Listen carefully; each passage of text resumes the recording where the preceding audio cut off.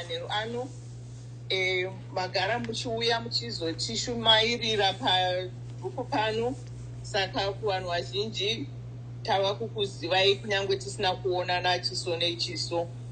Saka manheru ano baba gwese vachataura nethimi yavo yavataura kuti kokurwa ndekweyi. Zverengo zvavo zvinobva pana James 4 verses 1 to 10. Tichakumbira kuti vaimbirwe hymn 145. Amen. Amen. Amen. Manhero akanaka sangano tenu rakasarudzwa naMwari ndoti pamusoro baba gwese, pamusoro mama Nyatsambo, pamusoro Ruwadzano, hymn 145. Mweya wangu inzwa tenzi, ponisi ari kure, ari kutaura kuti iwe unondida here, iwe unondida here. Ndakasunungura iwe, ndakarapa ronda rako, ndakatsvaka iwe pasi, ndikakupa ruvheneko, ndikakupa ruvheneko. Nemukana uyo matipa wokuti govana nesoko raMwari manheru ano. Rigaitore zvakare mukana unosatapurira mberi tichitenda magunda nokutiimbira kwakanaka. Ndinofarira machuna kare nokuti anotirangaridza kuimba kwataitawo tichakura. Music ichiri music yokuimba kuti vanhu vasvike panguva dzekutsvaga nyasha, isati yava music ye-entertainment. Kunazvo zvakaipa kutsvaga kuda kunakirwa vanhu vari muchechi, asi pane nguva dzatofanira kuterama pamberi paMwari totaura kuti iye zvino yanguva yakuti dzikame, nekuti hakuna mwana unoenda pamberi pababa vake achinovakumbira kana pamberi pamai vake achinovakumbira zvaangada asina kudzikama, asina kuterama, asina unyoro. Saka toda kutenda zvikuru mama nekuimba kwamaita. Tichaverenga manheru ano kubva kutsamba yaJames kana kuti Jacobo chapter 4 verse 1 kusvika paverse 10. James chapter 4 beginning to read from verse 1 to verse 10.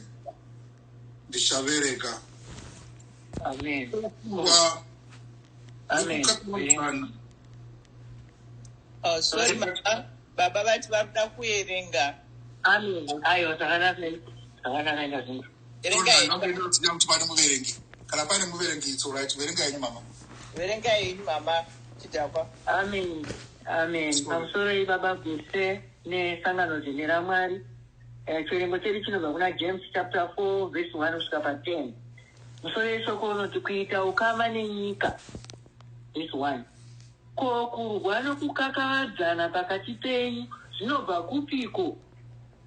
Hazvibvi pakuchiva kwenyu here kunorwisana mumitezo yemiviri yenyu? Verse 2. Munoda zvinhu zvamusingagoni kuwana, saka munogadzirira kuuraya. Munochiva zvinhu munochiva zvinhu zvamusingawani, saka muchikakavadzana muchirwa. Munoshayiwa zvinhu zvamunoda nokuti hamuzvikumbiri kuna Mwari kwete. Verse 3. Kana mukakumbira hamupiwi, nokuti pfungwa dzenyu dzakaipa. Munokumbira zvinhu zvokuda kuzvifadza nazvo chete. Verse 4. Imi muri vanhu vasingavimbiki. Hamuzivi here kuti vanhu vanoshamwaridzana nenyika imhando dzaMwari? Naizvozvo uyo anoda kuva shamwari yezvenyika anozviita mhando yaMwari. Verse 5. Ko munoti zvinyorwa zvinoera zvinoreva zvisina maturo here paya pazvinoti mweya uyu wakaiswa naMwari mukati medu anouda kwazvo norudo rune shanje. Verse 6. Mwari anotipa nyasha dzakanyanya kuwanda kwazvo. Saka zvinyorwa zvichizoti, Mwari anozvidza vanhu vanozvikudza, asi anopa nyasha dzake kune vaya vakazvirereka. Verse 7. Naizvozvo imi zviisei pasi paMwari, rwisanai naSatani, atizve kubva pamuri. Verse 8. Swederai kuna Mwari, iye achaswederawo kwamuri. Gezai maoko enyu, imi vatadzi, natsai mwoyo yenyu, imi vanyengedzi. Verse 9. Suwai mucheme, muchiembedzeka. Chikwee chenyu ngachive kuchema, kufara kwenyu ngakuve kusuwa. Verse 10 yekupedzisira. Zvirerekei kwazvo pana tenzi, iye agokukudzai. Ngaakongorerwe mashoko atenzi anoperera pano manerano. Haleluya. Amen. Amen. Zvinoita tinotenda Mwari panguva ino, tikotamise uso hwedu tinyengetere. Baba, tinokutendai manheru ano. Takuzvideredza kuti zita renyu rigosimudzwa Mwari. Zita renyu rigobatwa neutsvene paungano ino yamatidedzera madekwana ano Baba. Ndinovonga nekuti imi Jehovha hamuna tsika kana nhoroondo yekuunganidzira vanhu venyu pasina, Mwari wangu. Mwari, inzwai kuchema kwevana venyu. Soko renyu ngaribate umwe neumwe wedu pachikamu cheupenyu chake chaari tenzi wamasimba ose. Munoziva kusasimba kwedu Baba. Munoziva patinokundikana Mwari.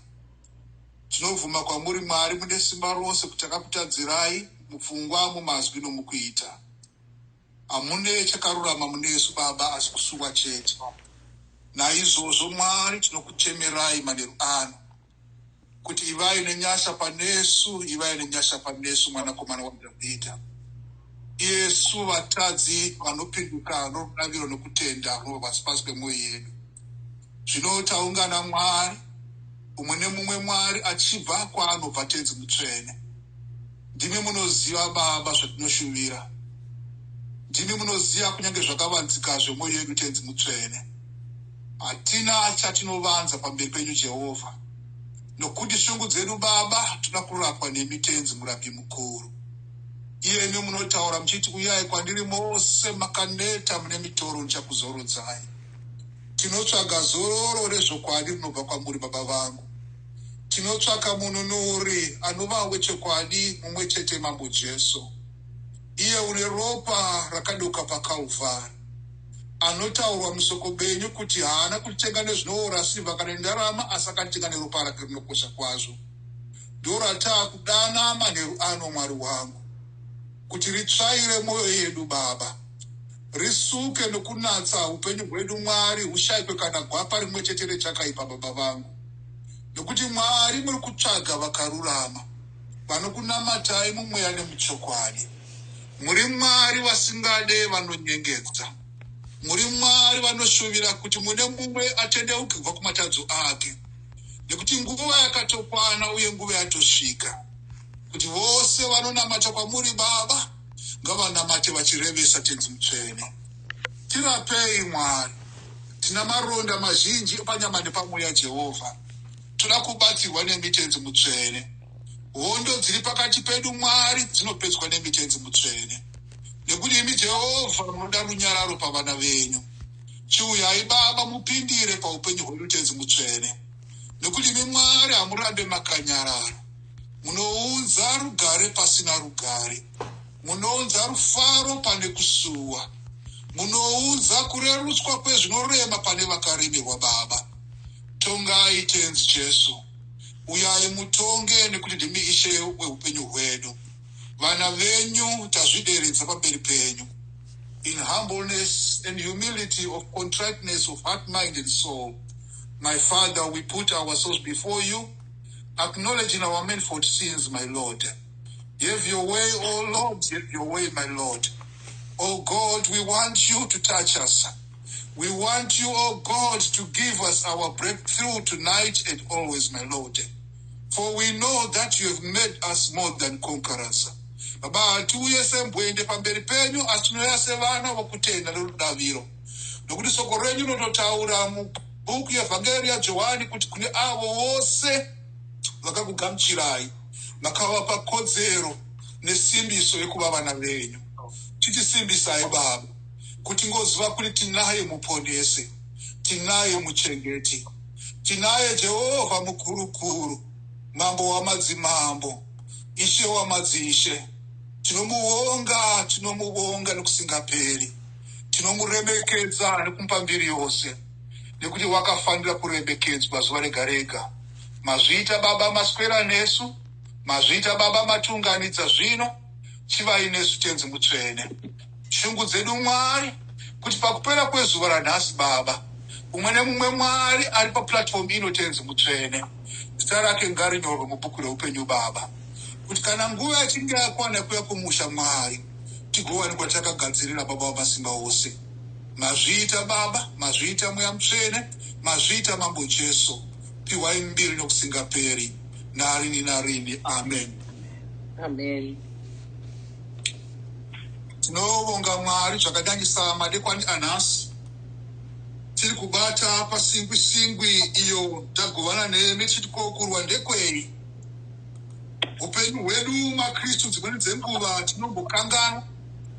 Tinokanganwa kuti isu sevana vokutenda pane zvinotarisirwa patiri naMwari. Pane raramiro inofanira kuitwa nomwe neumwe wedu inopangidza utsvene nokururama kunobva kuna Mwari. Asi tichaona kuti mukati mokuva vaKristu imomo mune zvirimo zvinotivhiringidza pakufamba kwedu kwakanaka. Mune zvirimo zvinounza makakatanwa, zvinounza kusawirirana pakati pedu. Pedzeserezvo kereke yosara yaita manyama amire nerongo. Ndinowanzonzwa vanhu vachitaura kazhinji vachiti chechi yakare yakanga ine chiremera kwazvo, yakanga ine utsvene nekururama, yakanga iri chechi ine mutsigo, yakanga iri chechi yakanga ine vanhu vakanga vakarurama, vaitya Mwari, vainzvenga zvakaipa. But ndotaura ndichiti chechi yamuri kutaura iyi vadikani ndeipi yacho chaita iyo? Nekuti andinoverenga musoko raMwari zvikuru pazuva ranhasi, yataverenga tese kubva kuna James chapter 4, inotaura pamusoro pevanhu vari kurwisana. Tovunza kuti ndiyo here yamuri kutaura yakare yemu1st century, yavadzidzi yakanga ine varume vakanga vaonana naJesu, vakafamba naye, vakadya naye, vakaita zvose zvavaifanira kuita naye, kudzamara akwira kumusha adzokera kuna Baba. Toona kuti kunyange iyo chechi yakanga yavambwa nevadzidzi vaKristu, inova ndiyo chechi iyo James ari kunyora tsamba yake kwairi.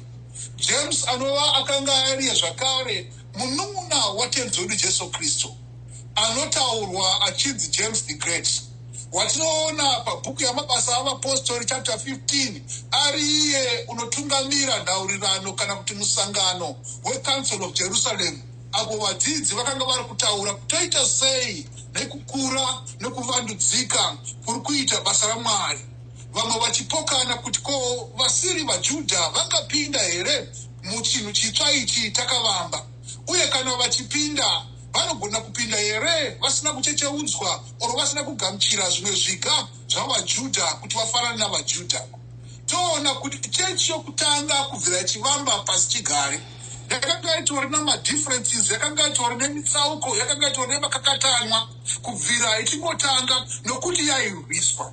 Now ndinoda kuti tibatsirane vadikani kuti kupopotedzana, kurwisana, maconflicts kana gakava zvatiri kutaura nezvazvo zvinowanikwa mukati mevana vaMwari, zvinhu zviripo nekuti pese pane vanhu panotoita maonero akasiyana, mafungiro akasiyana. Nekuti kana tiri isu maAnglican chaiwo tikada kuti tidzokere kumusha, kune vanoti isu takabva nayo kwaTsambe, isu totiwo takabva nayo Hwedza kwaGoto, vamwe votiwo vakabva nayo kuSt Patrick's kwaChiundura, vekubulawayo vati Iowa, St James naMangrove neSairina, hamusi kuiziva imi, ndopakanga paine chiAnglican chese. ukaendawo kumanyika ikoko vamwe vanoti isusu takatanga nechianglikani tisu vamadetere, motoona kuti vanhu vatova neconflict nezvinhu zvisingafanira kunge zvichivapa kuti vave vanokupotedzana. Ndosaka muri kuona dzimweni dzenguva kupopotedzana kana kurwisana muchechi, it has nothing to do with our personal egos, but it is all to do even nenyaya dzedoctrine yechechi chaiyo, nenyaya yenhirimu kana netuni ichaimbwa. Apa nditobata vakawanda, because ndinoziva kuti pamachuni ipapo mumwe anobvada kuti yaimbwa nhasinagogo magunda iyi yakalemopora, toda dzechimanje manje zvoita kuti ropa rimhanye. Parigaitoro vadikani chiti yakapora, inopisa ropa, inomhanyisa ropa, dzose kana dzikaimbwa nevanhu vakaramba mberi paMwari, Mwari vanonzwa kuvirikidzwa, Mwari vanonzwa kurumbidzwa. Chakaipa kuimba zvinyoronyoro iwe usiri munyoro. Chakaipa kuimba zvinopisa iwe usingapise. Wakatonhora hako usingadziye kana kupisa. Now dai Mwari vatibatsira.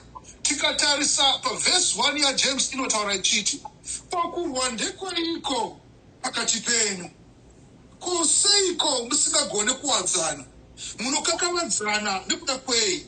Ko zvinobva kupiko? Hazvibvi here pakutiva kwenyu kunorwisana nemitezo yemiviri venyu? Now ndoda kuti vadikani manheru ano tinzwisise kuti every conflict, every disagreement, every dispute that we have as Christians doesn't come from other people, it comes from us. Kurwa, kupopotedzana, kunyombana, kutaurirana mazwi, makobvu nematete, hazvibve kune vanhu vari kunze, zvinobva matiri. Now, it is always important to know the source of our conflicts, to know the source of every disagreement, to know the source of where our problems are. Tikaziva kuti nyaya yatiri kunetsa nayo iri kutangira papi, iri kubvepi, zvichatibatsira kuti kana taakuiadresa zvakare tinonzwisisa kwayakatangira. Manheru anoregai nditsiure vadikani, pane dhimoni rabata vanhu vazhinji mukati mesangano, mukati memhuri. Dhimoni rekuti every problem, every dispute, every kupopotedzana kwaitikari pasangano, panewo munhu vanongohakira nyaya netsiri dzavo. Dzimweni dzenguva tiri kutoitwa bluetooth pamaproblems evamwe vanhu, pamaconflicts evamwe vanhu, nenyaya dzatisingazive kwadzakatangira, nekuti vamwe vanhu vane nyaya dzavo dzinobva mumhuri, vamwe vane nyaya dzavo dzinobva kumaraini, vamwe vane nyaya dzavo dzinobva kumadzinza. Iwe nekusaziya unopedzisira waiswa mukati menyaya dzausingazive kuti dzakabva nekupi. Ndokuti vadikani tinzwisise kuti pese panoita kukakavadzana, we must be able to identify what is the source of this conflict. Chakonzera kuti vanhu vatadze kutaudzana chii mukati mechechi. Chakonzera kuti maingana vasadayira kuti hameni kana maingana vachiparidza chii. Chakonzera kushorana pakati pedu chii. Chakonzera kutarisirana pakati pedu chimbori chii. Dai Mwari matibatsira. Nekuti tinoda kuti isusu vanhu vanzwisise kuti every institution ine vanhu vanokonzeresa, every institution ine vanhu vanothriva, vanobudirira nokuona misodzi yevanhu, every institution ine vanhu vanobudirira nokurarama nemisodzi yevana vevamwe vanhu.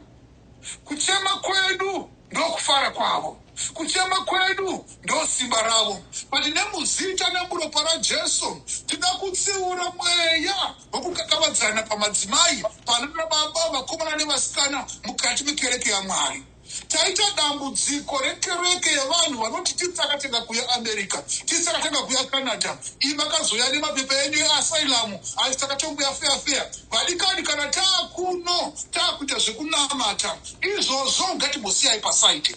Whether wakauya negreen card, whether wakauya neasylum, whether wakauya nechii, kana taapa kunamata vadikani, isu ngatisimudzei miromo yedu titaura izwi rimwe chete rekuti baba vedu vari kudenga, kwete baba wangu vari kudenga. Batai nokuandalaina patinotaura muhumwe chete titi baba vedu vari kudenga. Zvichireva kuti baba vedu havanei nemawiro atakaita, baba vedu havanei nechatadya pazuva ranhasi, baba vedu havanei nezvawakapfeka kana zvawasina kupfeka, baba vedu havanei nekuti unofungirei pamusoro pako nepamusoro pevamwe vanhu. Tavanoda Mwari vanonzvera mwoyo, nekuti chikuru kudiwa naMwari, Mwari vanoona uye vanonzvera mwoyo. Techiaita dambudziko dambudziko rekuti vanhu vanoswera vachikakavadzana nekuda kwezvinhu zvinopfuura vachitadza kupedza nguva yavo nesimba ravo pazvinhu zvinovaka nekusweredza vana vaMwari mumbiri yatenzi wedu Jesu Kristu. So when we've identified the source of our conflict, I just want to share with you tonight a few steps to resolve our conflicts. Nzira shoma dzatokwanisa nadzo kuti kana tinge taona kuti mune kukakavadzana mukati medu, taona ta-identifya kuti zviri kubva pakati. Dzimweni dzenguva kukakavadzana kwedu nekurwisana kwedu kunobva pamakuhwa chaiwo. Kuna vanhu vasingagone kunyarara, kuna vanhu vanoremerwa vadikani, haagone kunyarara, anotaura nezvisati zvaitika, anenge atoprofita. Asi vanhu ivavo mukavaona kazhinji vakazongonzwa kuti saraka rakataurika kwete pane zvakaipa, asi kungonzi rakataurika, asina muchiti aitaurwa nezvaro, anenge atobata foni kuti vasikana ndikwandireini, handizvine zvomuchara kana musipo. But iye ndiye number one anosenda mameseji paWhatsApp, mukaenda kuFacebook ndiye number one, mukaenda ameno whatever social media platform that you can think of, nedzimwe dzati dzagadzirwa dzichazouya, whether it's XYZ, anenge aripo achikusha masoko semunhu akukusha mbeu yegorosi mumunda. Ese madetails, finer details about everyone's life anawo mumaoko ake. Oshiya kuti ko munhu uyu njere idzi nesimba iyi dai dzishandisa pakuparidza umambo hweivhangeri yaKristu, chechi dai isina kusimuka here? Vanhu dai vasina kupona here? Tinonzwa kuvaviwa namasoko. James anotaura chiti rurimi rwenyu, miromo yenyu ngaidzidze kunyarara, ngaidzidze kutaura panguva yekutaura zvakafanira. But we are so excited because everything that sounds crazy, everything that sounds like it's out of this world, hatigone kungotanga taverifya tinogona kutorifambisa. Makanzwa here mazuva ano vari paseparation nemurume wake kazviwirirana, ndo vatanga here kuenda paseparation nevadikani. Zvinorwadza, zvinochemedza, zvinosiririsa. But kana maakupembedza maseparation evamwe enyu musingataure, dai Mwari akunzwirai tsitsi, nekuti anotone problem ndiwe. Unoona tsanga iri musoro mwemunhu asi hauone zidanda riri muso bako. Kune vamwe vanhu vanothriva, vanobudirira, vanonzwa ropa ravo richimhanya kana pachimboita tunyanya somuchechi. Kana muchechi kusina nyaya haadi kuenda kuchechi mazuva iwayo. But akangonzwa kuti kune guhwa ririko haamise munamato, unenge mufundisi wakati uyai kuri mukona 5 o'clock makuseni, anenge ariko kuti azombowana nguva bekuti vanhu vachibuda mukati mekunamata na 6 o'clock makuseni vapedza munamato, anenge akubvunza kuti makaenzwa here, tipe kandori kunzi unayo, ko vakazvinzwa here? Dai Mwari vatibatsira. Munhu anenge achiremerwa so, asi dai Mwari vatigonesa, tatsiurika manerukano. So James anoti munofanira kuti kana muchide maziva kuti pakati penyu pane kurwisana, vanhu ngavatendeuke, vatendeuke, because tinosundwa nenyama yedu. Batei zvinotaurwa naJames pavhesi ya2, munoda zvinhu zvamusingagone kuwana, saka munogadzirira kuuraya. Muchiva, vanhu vanochiva zvinhu zvamusingawani, saka muchikakavadzana muchirwa. Dai Mwari vatibatsira ipapo. James mentions common problems in prayer. Asking for the wrong things, asking the wrong reasons. Do you talk to God at all? What do you talk to God about? When you talk to God, what do you talk about? Do you ask only for things that satisfy your desires? Do you give him your wish list and make demands? Name it, claim it. Do you seek God's approval for what you already plan to do in your life? Tinomukumbira here Mwari kana tinozombotaura naye taakunamata, taakutomupa ma-instructions nema-commandments, instead of praying that his will be done here on earth as it is in heaven. Vazhinji vedu minamato yedu taakutonamata kuti God do my will. Kuda kwangu ngakuitwe Mwari, Mwari itai kuda kwangu. Yet we are being reminded that our prayers can only become powerful. Minamato yedu inodzika, inosimba, inowana simba, inowana relevance pamberi paMwari, inowana power pamberi paMwari kana tichinge takumbira Mwari, tazvisubmita pamberi paMwari, tazvipa pamberi paMwari, tapa Mwari mukana wokuti atishandure kuti desires edu avano to perfectly correspond with his desires. Zvandinoda ini zvikafambirana zvikaringana nezvodiwa naMwari, munamati wangu unodzoka kuna Mwari.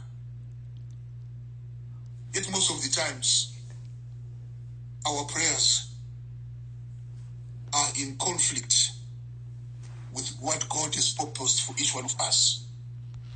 Zvakadiwa naMwari, Mwari zvavakatirongera, tinozvirwisa tichida zvedu isusu pachezvino. Mwari vatibatsira manheru ano. James anotaura achiti, dai Mwari vatigonesa kuti tisade zvenyika ino, inzwai zvaanotaura. Munokumbira zvinhu zvokuda kuzvifadza nazvo chete. You seek things that give you pleasure.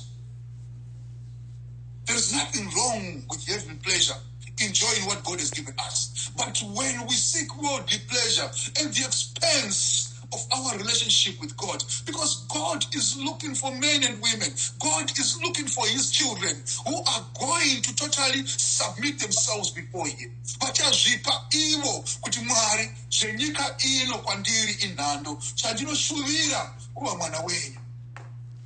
Kufarira nyaya yejaya muparadzi. Tikaverenga Bhaibheri redu zvakanaka kuna Luke chapter 17. Zvinonzi ipapo abengenuka, wakasimuka, akati ndichaenda kuna baba vangu. Ndinoti baba, ndakakutadzirai, ndakatadzira vari pasi vari kudenga. Handichisina kufanira kundinzi ndiri mwana wenyu. He had lived a life which was in conflict to what his father had brought him up to be. He had lived a life yairwisana nama-principles, nama-values akangadzwa nababa vake, seeking the pleasure of this world.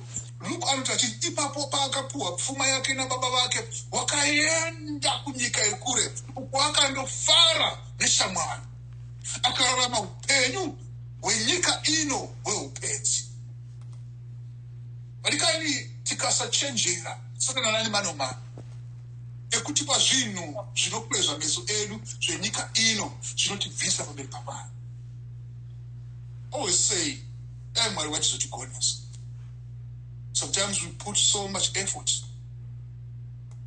in dressing up, in making sure that we are well polished. Vanhu vangotoona kuti mai vanogeza, havangogezi bedzi, vanogeza vachiota. Ndo zvimwe chetezvo kune varume. We want to look our best so that wherever we go, vanhu vachitoona vanoona face yemunhu akarongeka, ari kubva kumba kwakarongeka. But how much effort are we putting? Kurongedzera, kushongedza mweya yedu pamberi paMwari. Nekuti chinorwisana nenyama, vadikani. Ndochakadyarwa naMwari matiri, mweya wavo mutsvene. Chinorwisa mweya mutsvene ndo chatakabarwa machiri chiri munyika chinotikwezva kuda kutibvisa pamberi paMwari. But ndiri kuti muKristu mwana mumwe ngaatore mapfumo ake, ngaabate mazuva ose, nekuti Satani anorindira, Satani anorwisa, ende haaneti kurwisa. Paunofunga kuti waakuda kusvika pedyo naMwari, anobva akudzodzera kumashure. Takapinda zvikwereti zvehembe, zvebhutsu, zvemafuta anodhura, tikazvishandira, tikazvibhadhara. Hakuna chikwereti chatisina hanya nacho, chekuva vakarurama pamberi paMwari. When was the last time you made sacrifices for God? Paukatsungirira nokuda kwemweya wako, paukatarura nyama yako kuti hauna simba pamusoro pemweya waMwari mandiri. Mwoyo wangu dzikama, mwoyo wangu bvisa ruchiva ruri mauri, nekuti mweya waMwari unofanira kuwana nzvimbo yokugara. So much conflict within us. Vamwe takonzeresa maproblems kumusha. Iyo nyaya yekuti ndimi mune balance inenge iri nani financially kudarika vamwe vose vakasara kumusha. Nevana baba vakuru, nevana mai vakuru chaivo hatisina respect navo. Kungovatumidzira $20 inovhunzwa to the last cent saka makazotora mukashandira chii nyaso akauntai because mari iyo inorwadza kushift. Dzimweni dzenguva vadikani tikapa tiine kunyunyuta, tikapa tiine kanyimira mundiro, dai Mwari vatibatsira. Hakuna blessing inouya kwauri. Wakutoita muCID pamari wakabatsira nayo vanhu uchiti uri kuvabatsira, uri kuvatumira, wakutoita CID fraud squad. Wanoita forensic audit pa$20 asi iwo bank account yako ine mazana nemakutukutu emari. Dai Mwari vaizodaro mukati meupenyu hwedu, ndiani aipona vadikana. Zvikwereti zvingani zvatinazvo naMwari that God has written off. Chikwereti cheuipi hwangu, God wrote it off when his son Jesus Christ stood in that place that I was supposed to stand at the cross at Calvary. Dzimweni dzenguva hana yangu ngaidzikama, hana yangu ngairove kuti Mwari ndibatsirei, Mwari ndidzidzisei, kuti ndigone kupa, ndigone kuda, ndigone kuregerera, ndigone kutendeuka kubva kudhimoni rinondibata zuva rimwe nerimwe rekusagona kuva munhu akanyorova, rekusagona kungoti panotaurwa mazwi makuru makukutu, Mwari ndibatsirei kundiise zipi neloko pamuromo wangu ndisapindure. Some of us, we already have answers for everything before it's even said. Munawo masoko ende tonotobosta haindomugadziriro yakakwana, totone size inoenderana nezvake chaizvo, uyo haatomboda kutombondinetsa. And then what? Do you see how we lose our dignity by involving ourselves? Mutuma disputes, mukupopotedzana, mukutukana, mukushorana, mukutarisana pasi, kuda kungozvitsana. Akanozoripfeka bhasha anga atambura sika, ndibvunzeini ndini nefaira rake rechi. Murume wacho aisatomboda kunzwa kana zvemuchato, ndini akanozomunyengerera murume wacho kuti chimbochata naye kani, ona agara makore inga machembedzana wani, dai pasina ini. Ndiwe Mwari here? Ndiwe unobata mwoyo wevanhu here? Pavakasangana wanga uripo here? Because I believe that everything happens in the fullness of time. If God has made you a steward of that time, if God has made you his witness, if God has made you his messenger, who are you to take his place and authority, to claim ownership of that growth, of that success? We have developed a thick skin to deal with others in the same way that we don't want anyone else to deal with us.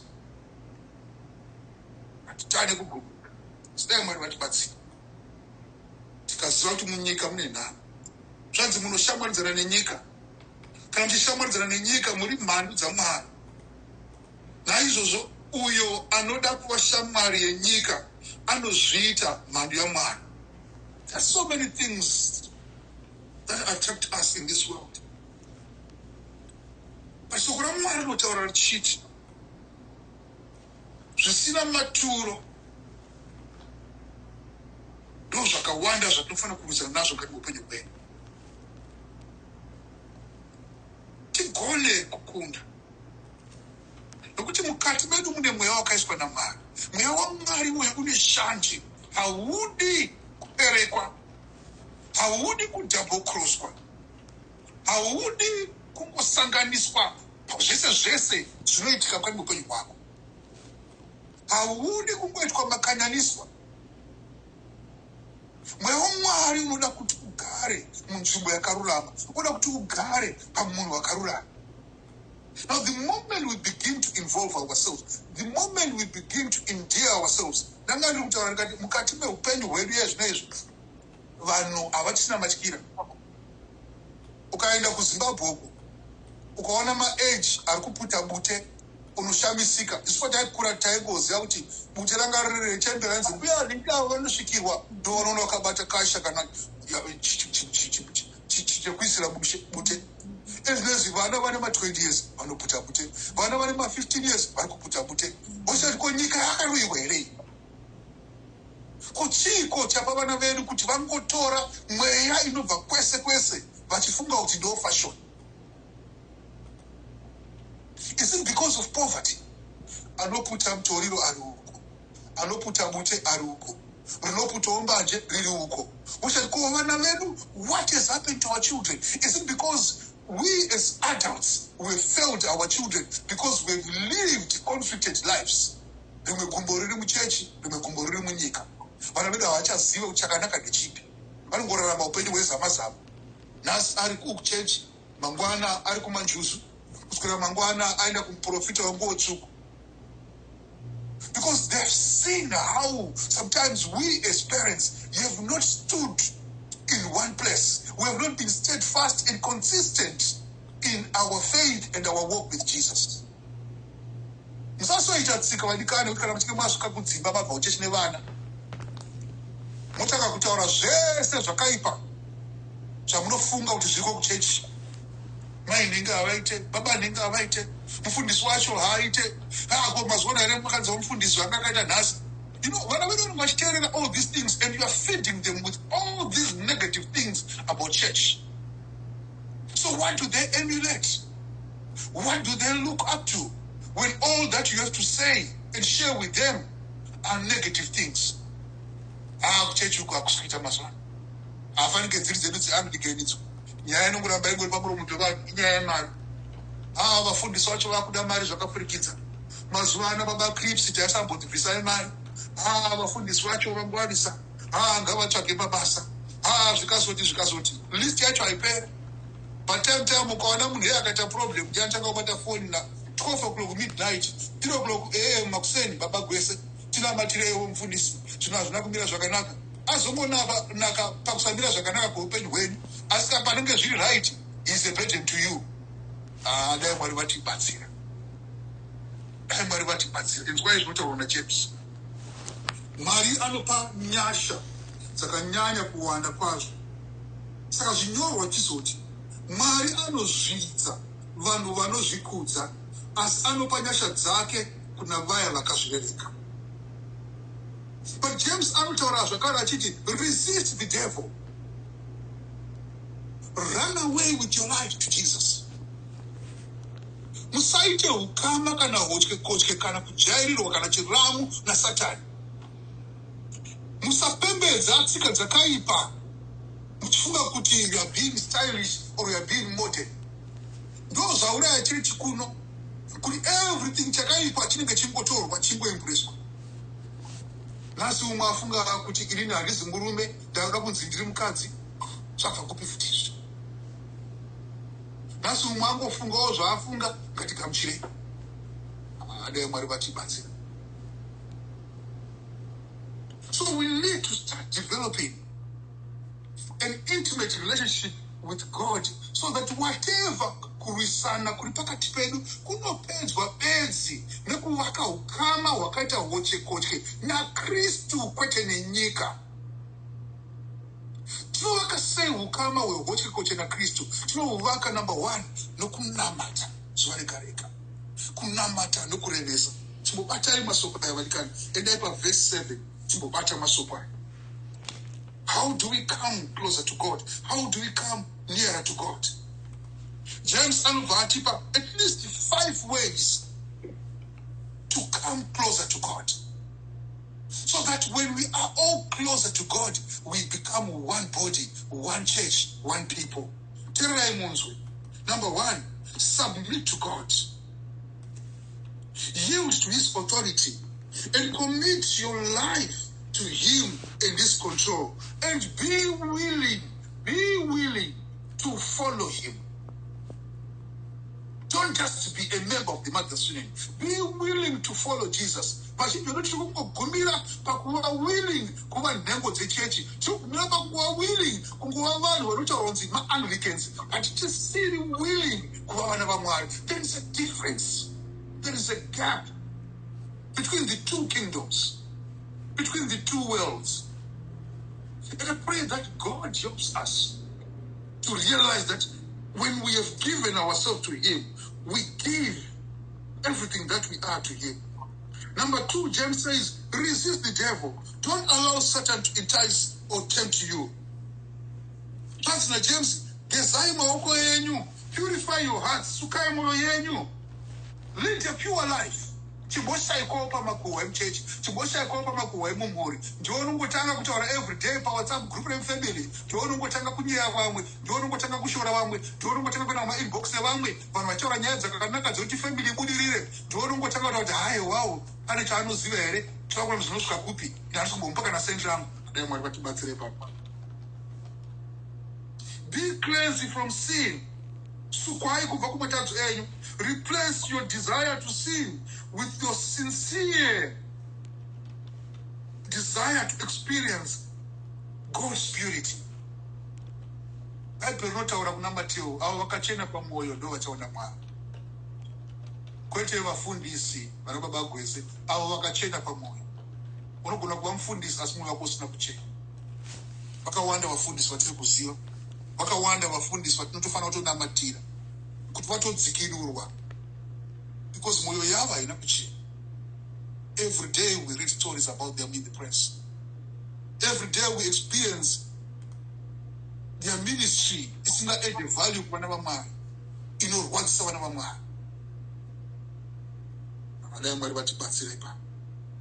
Grieve and mourn and wail in sincere sorrow for your sins. That's how you can get closer to God. Don't be afraid to express your deep, heartfelt sorrow for what you have done in your life. Most of us, we don't want to come face to face with our sins.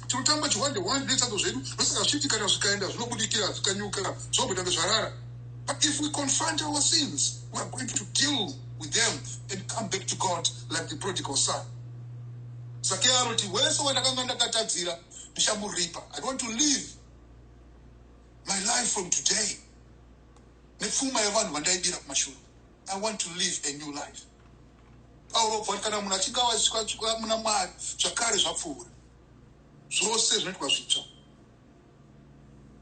And number 5, if you want,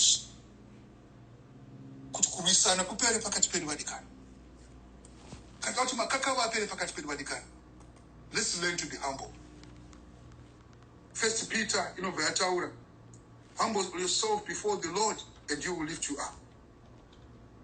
When we humble ourselves, it means we have recognized that our own worth comes from God alone. Musazi tutumadze se flower ya National Foods here that I speak and I chumoto kumusha ya enzi glorious self-raising flour since 1965. Kwete. Simudzwa na Mwari, usasimudzwa na vanhu, nokuti vanhu vanopinduka, vanhu vanoshanduka. Most of us, we have lost our dignity before God because we have looked at people and we've put our faith and trust muvanhu kuti vanhu vatisimudze. To humble ourselves before God means working with His power according to His guidance, not with our own independent effort. Tikangwara sei ndosaka zvinzi kunyange tsuro yakanga yakangwara pangano dzataitaurwa hapana musi waakambogona kukwira mumuti. We need to humble ourselves. My education, your education, my achievements, your achievements are nothing before God. And without God, they don't add any value to our lives.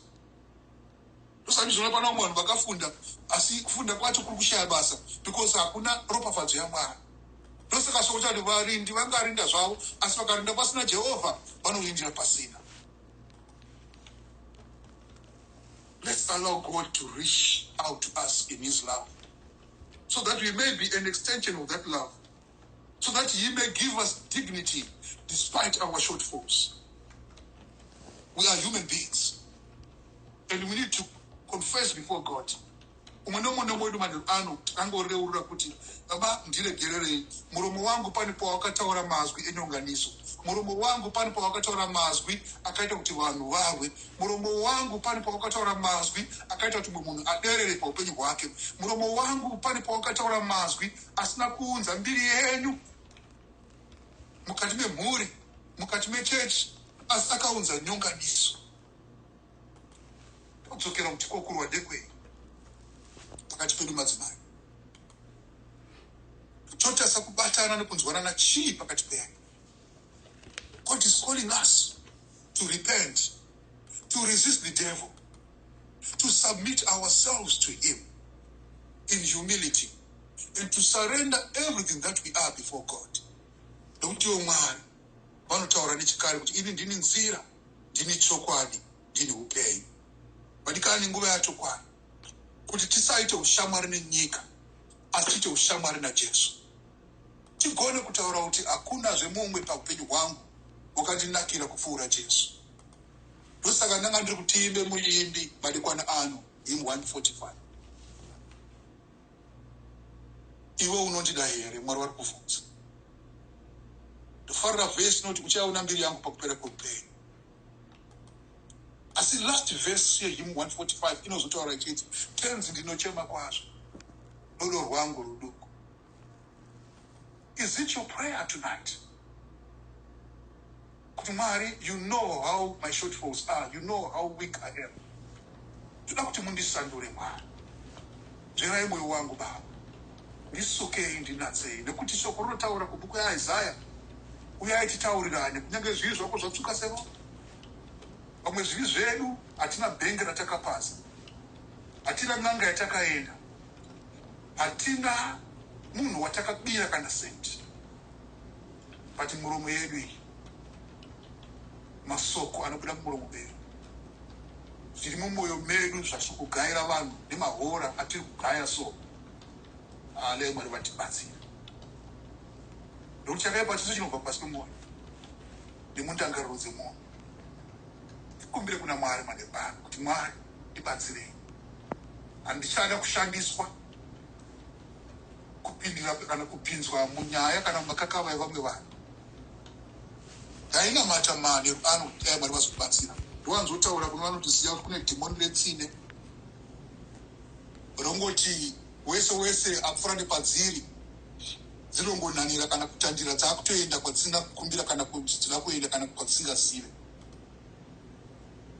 Sinai Mwari vatibatsira, tazogona kumira panzvimbo, tareurwa nemwoyo unoda. Kosi kunamata kwezvokwadi vadikani, kuunza runyararo mukati memwoyo, kuziva pekutaura nekuziva pekunyarara, kuziva hondo yekurwa nekuziva hondo yekusarwa, kuziva kuti mhepo yega yega inovhuvhuta asi ichazorora hayo, kuziva mwaka nenguva yeupenyu hwedu kwairi kubva nekwairi kuenda. Think about your life. People look at you as a role model, and sometimes because of selfishness and your ego and my ego, we see ourselves as way above everyone else. Kungonzwa coordinator kana wa group leader wakufunga watu wamwe wese vauri kuleader havana chavanosiya. Mazizuru anoti kudo group eta musko kuti vadikwa premekedza. Ndotsumo inofambirana nesoko raMwari. Humble yourselves before the Lord, and the Lord will exalt you up. If only you can humble yourself. Kuzvirereka sezvakaitwa naJesu. Ndokwatiri kuda kuti dai Mwari vatibatsire vadikani. Tasvika pakuri pane pano. Tinamate Baba vedu tinokutendai. Imi munonzwa kuchema kwedu. Imi munonzwa miteuro yedu Baba. Taungana zvino vana venyu muzita renyu rinoshamisa. Shungu dziri dzekuti titendeuke kubva kuuipi hwose nezvose zvakatisvibisa tisati takuzivai, nemabasa ose akatitevera Mwari neanotitevera zuva rega rega tenzi mutsvene, achirwisana nesarudzo yatakaita yekuva vana venyu Jehovha. Mweya inobva kumadzinza, mweya inobva munzvimbo, mweya yenyika Baba inoda kutidhodzera mukati menyika Baba wamasimba ose. Tinoramba kuva shamwari dzenyika, tichisarudza kuzvipira kuva shamwari dzenyu Mambo Jesu. Nokuti imi soko renyu rinotaura kuti greater love is no one other than you, for you laid down your life for your friends. We thank you for choosing us to be your friends. Handisi takatanga kukudai asi ndimi makatotida tisati takuzivai. Naizvozvo tinoshivira upenyu hwerunyararo rugare, tsitsi nenduramo, kuregererana, kunzwirana tsitsi, kudanana kwezvokwadi, kunobva pasi pemwoyo Mwari kuti kurambe kwakabata matiri. Tisashorane Baba, asi tiremekedzane tenzi mutsvene. Umwe nemumwe Mwari angoziva anokurangara kuti munhu wese wakasikwa nemufananidzo wenyu Jehovha. Hakuchina mutema kana mutsvuku, muzezuru kana mundau, asi kune vana vaMwari. Tinokutendai Mambo Jesu, nokuti ndimi munotisanganisa. Rwenyu runotibata kusingaperi. Chirambai makatisunga Mwari tigova vanhu vakasungwa neropa renyu Baba. Tinotenda tenzi mutsvene pashayikwe zinyekenyeke pakati pedu tenzi mutsvene. Takunamata Mwari tipurogiramu imwe neimwe Baba yatichaita samadzimai sekereke yenyu tenzi mutsvene. Tichaita mukomberanwa Mwari tigobatana pamwe Baba kuti zita renyu rigokudzwa masa edu agoderera Baba vamo. Mbiri igopiwa kwamuri Baba isu vanhu tozvideredza Mwari nokuti imi Jehovha imi muvambi nomukwanisi wezvose zvakanaka. Tavonga Baba mazviita manebani tirapei Mwari zvikuru pamweya inotitarisa kuita vana venyu vezvokwadi. Tirapei Mwari pamatenda ezera pane zvinonetsa mukati memhuri dzedu pane zviri kutinetsa kumabasa Baba toda kutungamirwa nemi Jehovha. Piwai mbiri Mwari wangu, piwai mbiri Mweya Mutsvene makanaka Baba makatendeka Jesu narini narini. Tabreka Mwari mabariers ose, tabreka Mwari mastrongholds ose anoita kuti kakavadzane Baba, anoita kuti titutumadze tisingagoni kuzvideredza pamberi pemumwe nemumwe nepamberi penyu Jehovha. O tenzi makanaka chitisanganisai Mwari sevana venyu muimba yenyu Baba muutsvene hwenyu tenzi mutsvene tigogara muno kusingaperi narini narini. Amen. Amen. Amen. Amen. Baba tikushane kwekutangira shoko renyu rakasimba, shoko renyu riri kutigadzirisa patinotadza pamberi paMwari kutaura zvatakarurama, kuzvikukumadza kwedu. Hanzi iri ranga rakananga kufunga kwangu, zvinhu zvangu zvese zvandinoita zvinenge zviri pachena pamberi paMwari.